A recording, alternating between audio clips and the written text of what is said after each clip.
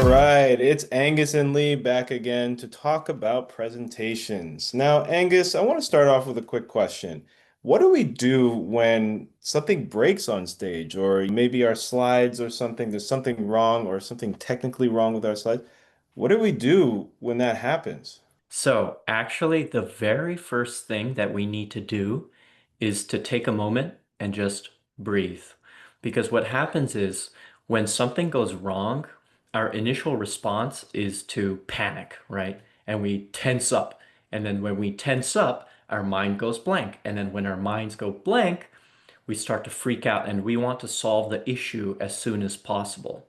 But here's the thing, problems happen in everyday life all the time, and sometimes they're unavoidable.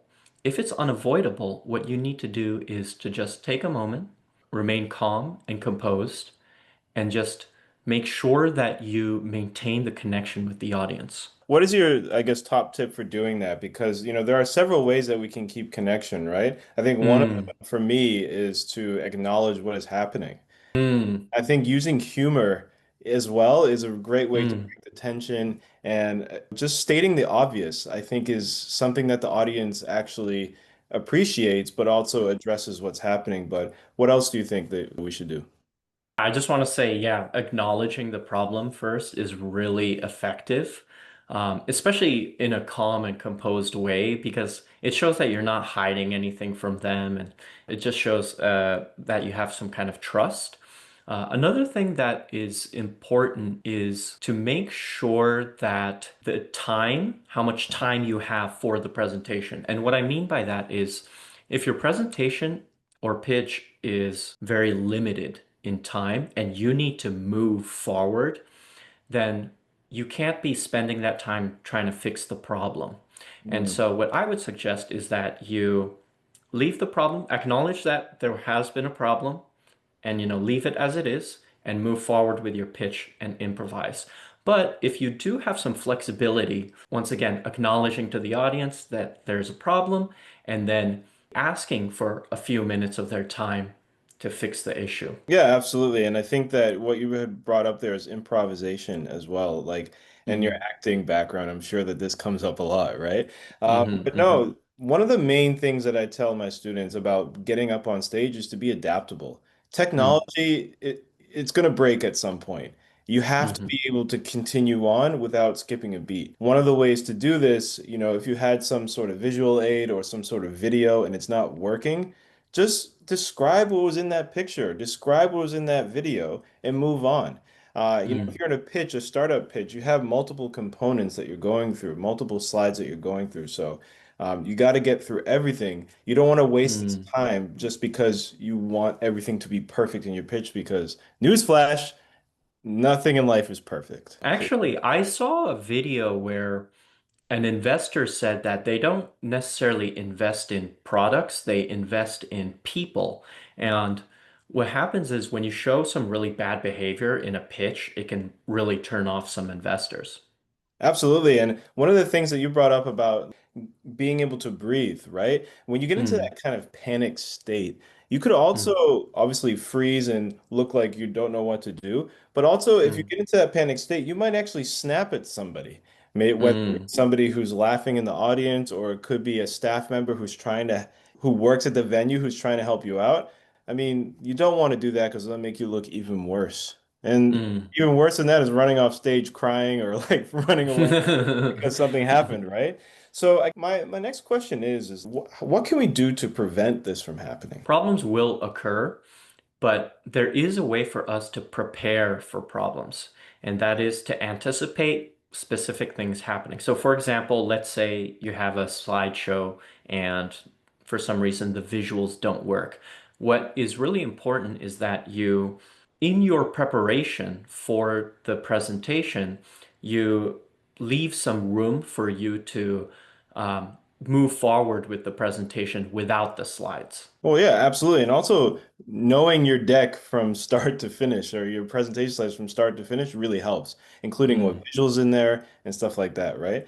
But also getting to the venue and scoping it out, I think is very important. mm, Because and doing like simple sound or visual mm. checks, I think, even simple things like formatting. Sometimes Mm, your slides in Canva or Google Slides, you download it as mm, a PowerPoint, the formatting is off sometimes. So just mm, a double and triple check before you get on stage, I think is going to help you a lot.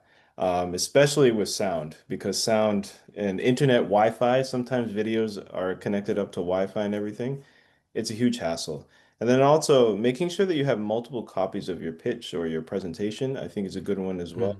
mm, Just as a backup, you know, mm, I think mm. being prepared is the best thing. What do you think? Yeah, you bring up a really good point about, for example, things like sound checks, right? So when I was studying acting in university and I was in a show, we would have for every single performance, we would come 30 minutes, sometimes an hour early to run sound checks, to run fight choreography, on top of us warming up as actors as well. So there was a performance warm up or preparation amongst us actors, but there was also a technical preparation side to it as well. And I think what a lot of people do is they completely neglect that part of it because they're so busy trying to memorize their lines last minute, right? Mhm. And another thing that I'd like to point out that I think a lot of performers don't pay attention to is that you can absolutely communicate with the staff members and be involved in sound checks and things like that. I think a lot of times when you're a presenter or as an actor, you think that you're separate from the technical world and you need to only focus on what you need to do. But if there's something that you want to relay or something that you'd like for in terms of some technical aspect with the visuals or with the audio, it's okay for you to go up to the staff members and say, hey, like, could we run a sound check? Things like that. Mhm. Absolutely, man. They're there to help you, Mm, especially they want to make sure that the event goes smoothly. The number one takeaway from this though is to be prepared and also be mm, adaptable because mm, at the end of the day, we're all human. We all make mistakes and we all use technology and we know that it's not perfect each time. So as long mm, as you address what's happening in a friendly way, use some humor even, I think you'll be better on stage because it is scary and it could be something mm, where you feel really embarrassed, but just like everything in life, everything is temporary and that moment will move on and it'll make you a stronger person, a more prepared person next time. So, mm. this has been another episode of the Speak Up, Scale Up podcast. Angus and I are working together on a amazing presentation course that we'd actually love some feedback on. So we have a survey that we're going to include in the description below. If you have just 2 to 3 minutes of your time, it would really mean the world to us if you can help us out with that. Yep. Thank you so much and see you next week. Thank you, guys.